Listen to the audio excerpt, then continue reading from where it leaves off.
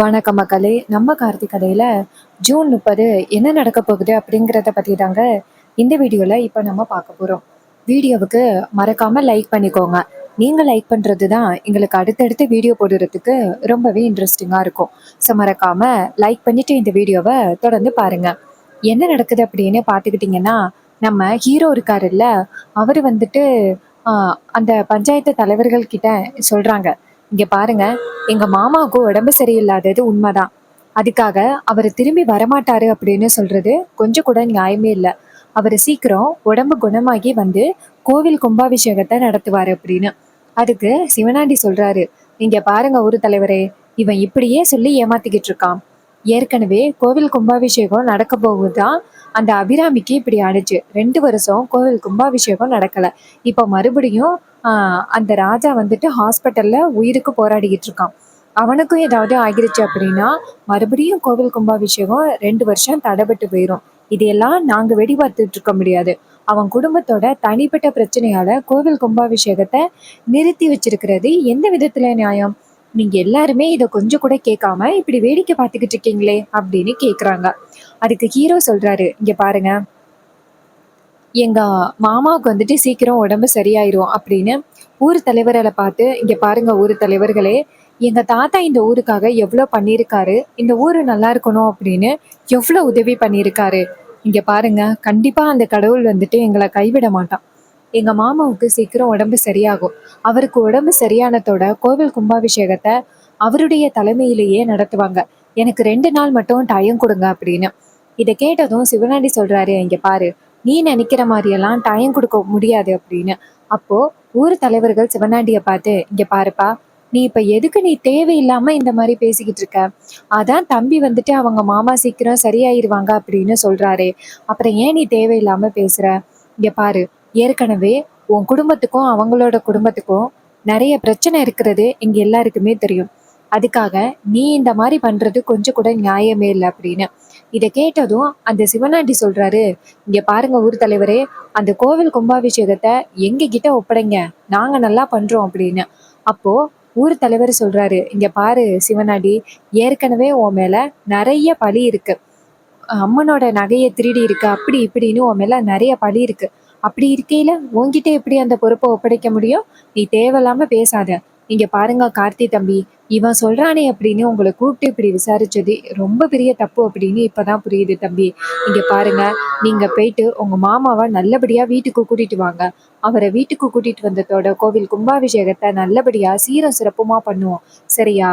Hero சொல்றாரு, ரொம்ப நன்றிங்க அப்படின்ட்டு சொல்ல ஊர் தலைவர்கள் அந்த இடத்துல இருந்து போறாங்க. அவங்க போனதும் சிவனாண்டி என்ன பண்றாருன்னா, நேரா ஹீரோவை பார்த்து, டேய், என்னடா, கோவில் கும்பாபிஷேகத்தை எப்படியாவது நடத்திடலாம் அப்படின்னு பாக்குறியா? கண்டிப்பா உன்னால இந்த வாட்டி கோவில் கும்பாபிஷேகத்தை நடத்த முடியாது அப்படின்னு. அப்ப ஹீரோ சொல்றாரு, இங்க பாரு, நீ ஏதாவது சொல்லி ஊர் மக்களை குழப்பி கோவில் கும்பாபிஷேகத்தோட பொறுப்பை நீ எடுத்துக்கிடலாம் அப்படின்னு நீ நினைச்சுக்கிட்டு இருக்க. ஆனா நீ நினைக்கிறது நடக்க போறது கிடையாது அப்படின்னு. அதுக்கு சிவனாண்டி சொல்றாரு, நான் நினைச்சது தாண்டா நடக்கும். ஹாஸ்பிட்டல்ல இருக்கிற உன் மாமன் திரும்பி வரப்போறது கிடையாது. அவன் திரும்பி வரல அப்படின்னா அந்த கோவில் கும்பாபிஷேகத்தோட பொறுப்பை ஊர் மக்கள் என்கிட்ட தானே ஒப்படைக்கணும் அப்படின்னு. ஹீரோ சொல்றாரு, இங்க பாரு, உன்னால என் மாமனுக்கு ஏதாவது பிரச்சனை வந்துச்சு, உன்னை சும்மா விட மாட்டேன். சிவனாண்டி சொல்றாரு, இங்க பாரு, கோவில் கும்பாபிஷேகத்தை நடத்துறதுக்கு தடையா இருக்கிறவன் உன் மாமன் தான். உன் மாமனை காலி பண்ணிட்டு கோவில் கும்பாபிஷேகத்தை என்னோட தலைமையில நடத்துறேன்டா அப்படின்னு சிவனாண்டி சவால் விடுறாரு. இதை கேட்டதும் நம்ம ஹீரோ ரொம்பவே அதிர்ச்சி ஆகுறாரு. இருந்தாலும் அந்த சிவனாண்டி கிட்ட காட்டிக்க கூடாது அப்படிங்கிறதுக்காக சிவனாண்டிய பார்த்து, உன்னால முடிஞ்சதை பார்த்துக்க, ஆனா கோவில் கும்பாபிஷேகம் ஏன் மாமாவோட தலைமையில தான் நடக்கும் அப்படின்னு ஹீரோ அந்த இடத்துல இருந்து கிளம்புறாரு. அவர் போனதும் அந்த சிவனாண்டி வந்துட்டு செம்ம டென்ஷனா நேரா சந்திராவுக்கு ஃபோன் பண்றாங்க. சந்திரா ஃபோன் அட்டன் பண்ணி, சொல்லுங்க, என்னாச்சு? ஊர் தலைவர்கள் கிட்ட இந்த விஷயத்த பத்தி சொன்னீங்களா? அவங்க எல்லாரும் என்ன சொன்னாங்க அப்படின்னு. அதுக்கு சிவனாண்டி சொல்றாரு, சந்திரா, நீ சொன்ன மாதிரியே ஊர் தலைவர்களை கூப்பிட்டு விஷயத்த சொன்னேன். அந்த ராசராசா திரும்பி வர்றதுக்கு வாய்ப்பே இல்லை அப்படின்னு அத்தனை பேருக்கு முன்னாடி சொன்னேன். ஆனா என்னாச்சு தெரியுமா? அத்தனை பேரும் என்னதான் வந்துட்டு விரட்டி அடிச்சுட்டாங்க. கோவில் கும்பாபிஷேகத்தை அந்த கார்த்தி தான் நடத்துவான் அப்படின்னு ஊர் தலைவர்கள் எல்லாருக்கும் முன்னாடியிலே சொல்லிட்டாங்க. இதை கேட்டதும் ரொம்பவே ஷாக் ஆகுறாரு நம்ம சந்திரா. என்னங்க இப்படி சொல்றீங்க? அந்த கோவில் கும்பாபிஷேகத்தோட பொறுப்பு உங்க கையில கிடைக்கும் அப்படின்னு நான் நினைச்சுக்கிட்டு இருந்தா என்னங்க இப்படி ஷாக்கிங்கான விஷயத்த சொல்றீங்க? அதுக்கு அவர் சொல்றாரு, ஆமா சந்திரா, எனக்கே ரொம்ப அதிர்ச்சியா தான் இருக்கு. இந்த கோவில் கும்பாபிஷேகத்தை எப்படியாவது நம்ம தலைமையில நடத்தலாம் அப்படின்னு பார்த்தா இப்படி ஆகுதே. அதுக்கு சந்திரா சொல்றாங்க, என்னங்க, இது எல்லாத்துக்கும் ஒரே ஒரு தீர்வு தான். இந்த ஹாஸ்பிட்டல்ல இருக்கிற அந்த ராஜா திரும்பி வீட்டுக்கு வரக்கூடாது. அதுக்கு நம்ம ஏதாவது பிளான் பண்ணியே ஆகணும். அதுக்கு அவர் சொல்றாரு, சரி சந்திரா, நீ என்ன பிளான் பண்ணாலும் அது எல்லாத்துக்கும் நான் துணையா இருக்கேன். என்ன பண்ணணும்னு மட்டும் சொல்லு. அதுக்கு சந்திரா சொல்றாங்க, சரிங்க, நான் சொல்ற மாதிரி செய்யுங்க அப்படின்னு ஒரு பிளானை சொல்றாங்க. இன்னொரு பக்கம் நம்ம ஹீரோ இருக்காருல்ல, அவர் வந்துட்டு ஊர் மக்கள் முன்னாடி நடந்த விஷயத்த தெரிஞ்சுக்கிட்டு என்ன பண்றாருன்னா, நேரா வீட்டுக்கு போறாரு. வீட்டுக்குன்னா பாட்டியை பார்க்க போறாரு. பாட்டி வீட்டுல இருக்க. ஹீரோ நேரா பாட்டி கிட்ட போக, பாட்டி சொல்றாங்க, ஐயா பேராண்டி, என்னையா இன்னைக்கு ரேவதிக்கு கல்யாணம் அப்படின்னு சொன்னாங்க, என்னையா ஆச்சு, நீ தடுத்துட்டியல்ல அப்படின்னு. அப்ப ஹீரோ சொல்றாரு, பாட்டி அங்க நிறைய பிரச்சனை நடந்துருச்சு பாட்டி அப்படின்னு சொல்லிட்டு ஹீரோ விஷயத்த சொல்றாரு. இதையெல்லாம் கேட்டதும் பாட்டிக்கு ரொம்பவே அதிர்ச்சி ஆகிட்டு, என்னையா சொல்ற அப்படின்னு. அப்ப ஹீரோ சொல்றாரு, ஆமா பாட்டி, இப்போ மாமா வந்துட்டு ரொம்ப ஆபத்தான நிலைமையில ஹாஸ்பிட்டல்ல அட்மிட் ஆகியிருக்காரு. இதை கேட்டதும் பாட்டி அதிர்ச்சி ஆகுறாங்க. ஏன் நம்ம வீட்டுக்கு மட்டும் இப்படி அடுத்தடுத்து ஏதாவது ஒரு பிரச்சனை வந்துகிட்டே இருக்கு, நம்ம எப்பவுமே நிம்மதியா இருக்க மாட்டோமா அப்படின்னு. அதுக்கு ஹீரோ சொல்றாரு, பாட்டி இங்க பாருங்க, இப்போதைக்கு அப்பாவுக்கு உங்களோட ஆறுதல் ரொம்ப அதிகமாவே தேவைப்படுது. நீங்க ஹாஸ்பிட்டல் போயிட்டு மாமாவை பாருங்க, எனக்கு ரொம்ப முக்கியமான ஒரு வேலை இருக்கு. இதை கேட்டதும் பாட்டி சொல்றாங்க, சரியா, நான் இப்பவே ஹாஸ்பிட்டல் போயிட்டு பார்க்குறேன் அப்படின்னு. பாட்டி வந்துட்டு நேராக ஹாஸ்பிட்டல் கிளம்புறாங்க. இன்னொரு பக்கம் நம்ம ஹீரோ வந்துட்டு அந்த மருதுவை பற்றின புகார் கொடுக்கறதுக்காக நேராக அதிகாரிங்களை பார்க்க போறாங்க. அங்க மருதுவை ஜெயிலுக்குள்ள போட்டு வச்சிருக்க ஹீரோ நேராக அதிகாரிங்களை பார்க்குறாங்க. அதிகாரிங்க கேட்குறாங்க, சார் இது மாதிரி இவன் இவன் மேல எல்லா வகையான புகாரும் பதிவு பண்ணியாச்சு சார். நீங்களும் உங்க சைடு எதுவும் கொடுக்குற மாதிரி இருந்தா கொடுங்க அப்படின்னு. அப்ப ஹீரோ சொல்றாரு, இல்ல சார், என் சைட்ல இருந்து நான் எதுவும் கொடுக்க போறது இல்லை அப்படின்ட்டு. இதை கேட்டதும் அதிகாரிங்க கேக்குறாங்க, சார் என்ன சார் இப்படி சொல்றீங்க? அப்ப ஹீரோ சொல்றாரு, சார் இவனால எங்க மாமா இப்போ ரொம்ப ஆபத்தான நிலைமையில இருக்காரு. அவருக்கு மட்டும் ஏதாவது ஆணுச்சு அப்படின்னா கண்டிப்பா இவனை நான் சும்மா விட மாட்டேன். இதை கேட்டதும் அதிகாரிங்க சொல்றாங்க, சார் நீங்க இவன் மேல புகார் கொடுத்தீங்கன்னாலே இவனுக்கு நாங்க எந்த அளவுக்கு நாங்க வந்துட்டு தண்டனை கொடுக்கணுமோ அதை நாங்க வாங்கி கொடுத்துருவோம். ஸோ எங்க மேல நம்பிக்கை வைங்க சார் அப்படின்னு. அப்ப ஹீரோ சொல்றாரு, சரி, இவனை ரிலீஸ் பண்றதுக்காக யாரு வந்தாலும் நீங்க வந்துட்டு அவங்களுக்கு அனுமதி கொடுக்கவே கூடாது. இதை கேட்டதும் அதிகாரிங்க சொல்றாங்க, சரிங்க சார், நாங்க பாத்துக்கிறோம். இவனை ரிலீஸ் பண்றதுக்காக யாரு வந்தாலும் நாங்க கண்டிப்பா அவங்களுக்கு அனுமதி கொடுக்க மாட்டோம் அப்படின்னு சொல்ல, ஹீரோவும் சரி அப்படின்னு சொல்லிட்டு நேரா ஹாஸ்பிட்டலுக்கு கிளம்புறாங்க.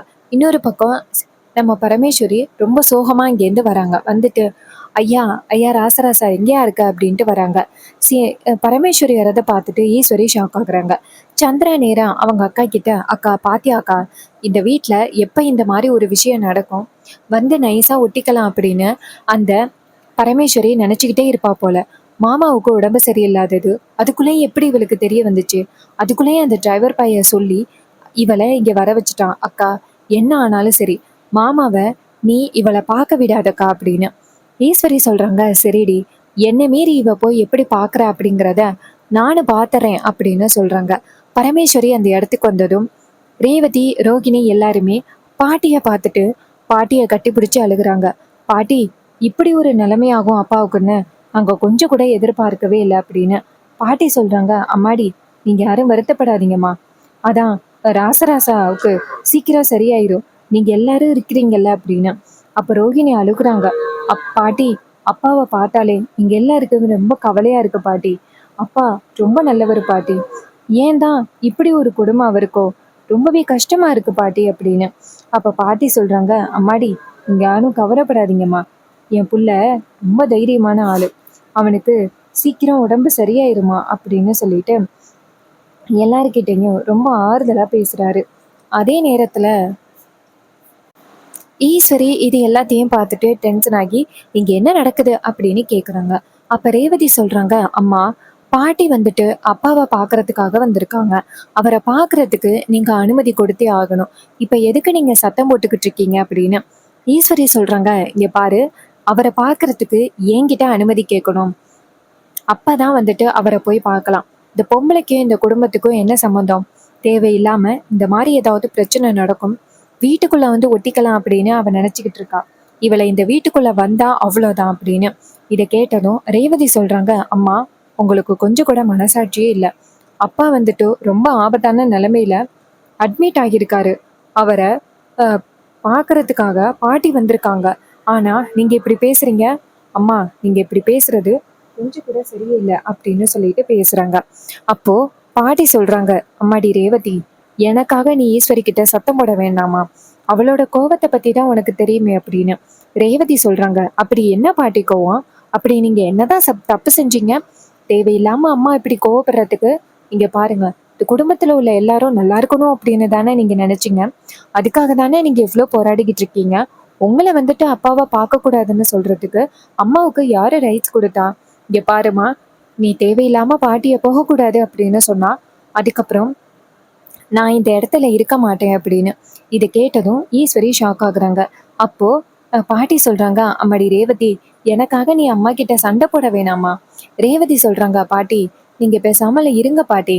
இங்க பாருங்க, என்ன நடந்தாலும் சரி, நீங்க வந்துட்டு இந்த குடும்பத்துக்காக எவ்வளோ பண்ணிக்கிட்டு இருக்கீங்க. அது வந்துட்டு எங்க அம்மாவுக்கு தெரிய மாட்டேங்குது. கார்த்தி மாமாவால என் வாழ்க்கையே இன்னைக்கு காப்பாற்றப்பட்டிருக்கு. ஆனா அம்மா அதையெல்லாம் பெரிய விஷயமா எடுத்துக்காம இன்னும் கோவப்படுறாங்களே. பாட்டி சொல்றாங்க, சரி நான் போயிட்டு என் மகனை பார்க்குறேன் அப்படின்ட்டு நேரா உள்ளார போறாங்க. அங்க போயிட்டு ராஜாவை பார்த்து, ஐயா ராசராசா, உன்னை இந்த நிலைமையில பார்ப்பேன் அப்படின்னு நான் எதிர்பார்க்கவே இல்லை. என் மவ தான் சீக்கிரம் அந்த கடவுள் எடுத்துக்கிட்டான். உன்னையும் என்கிட்டேருந்து பிரிக்க பார்க்குறானா? ஐயோ அப்படின்ட்டு பாட்டி அழுகுறாங்க. அப்ப ரேவதி சொல்றாங்க, பாட்டி இது எல்லாத்துக்கும் காரணம் யாரு தெரியுமா? அம்மா கொண்டு வந்தாங்களே அந்த மருமக மருது, அவன்தான் காரணம். அவன்தான் அப்பாவுக்கு இப்படி ஒரு ஆபத்தை விளைவிச்சுட்டு தப்பிச்சு ஓடிட்டான் அப்படின்னு. இதை கேட்டதும் பாட்டி ரொம்பவே அதிர்ச்சி ஆகுறாங்க. அப்ப பாட்டி சொல்றாங்க, இந்த ஈஸ்வரி அவசரப்பட்டு ஏன் தான் இப்படி மோசமான முடிவுகளை எடுக்கிறான்னு தெரியல. நான் இப்பவே போயிட்டு ஈஸ்வரி கிட்ட கேட்குறேன் அப்படின்னு பாட்டி இங்கேருந்து போறாங்க. போயிட்டு ஏ ஈஸ்வரி அப்படின்னு சொல்ல, ஈஸ்வரி பாட்டியை பார்த்து, ஏய் இப்ப எதுக்கு நீ தேவையில்லாம என் பேரை சொல்லி கூப்பிடுற? உனக்கு எவ்வளவு தைரியம் இருந்தா என் பேரை சொல்லி கூப்பிடுவ அப்படின்னு கேக்குறாங்க. அதுக்கு பாட்டி சொல்றாங்க, இங்க பாரு, உன்னால வந்துட்டு என் பையன் எந்த அளவுக்கு கஷ்டப்படுறான்னு பாத்தியா? ஒரு செகண்டாவது நீ யோசிச்சு பாத்தியா? இவ்வளோ சூழ்நிலைகள் நடக்குது அப்படின்னு கொஞ்சமாவது யோசிச்சு பாத்தியா? இங்க பாரு, இன்னைக்கு என் பையன் இந்த அளவுக்கு ஆபத்தான நிலைமையில இருக்கிறான் அப்படின்னா அதுக்கு முக்கிய காரணமே நீதான் அப்படின்னு சொல்லிட்டு பேசுறாங்க. இது எல்லாம் கேட்டதும் ஈஸ்வரி வந்துட்டு செம்ம டென்ஷன் ஆகுறாங்க. ஏய் என்ன உன் இஷ்டத்துக்கு பேசுறியா அப்படின்னு. அதுக்கு பாட்டி சொல்றாங்க, நான் என் இஷ்டத்துக்கு பேசுறேனா? நீ தான் உன் இஷ்டத்துக்கு இதையெல்லாம் பண்ணிக்கிட்டு என் பிள்ளைக்கு நீ இவ்வளோ பெரிய ஆபத்தை விளைவிச்சு வச்சிருக்க அப்படின்னு சொல்லிட்டு பாட்டி சரியான கோபத்துல பேசுறாங்க. இதை கேட்டுட்டு ஈஸ்வரி செம்மையா ஷாக் ஆகுறாங்க. அப்ப சந்திரா அவங்க அக்கா கிட்ட, பாத்தியாக்கா, இதுக்குதான் இவளை இந்த வீட்டுக்குள்ள விடாதேன்னு சொன்னேன். ஆனா நீ கொஞ்சமாவது கேட்டியா? இப்ப பாத்தியா இவ்வளவு தைரியத்தோட வந்து இந்த கிழவி பேசுது அப்படின்னு.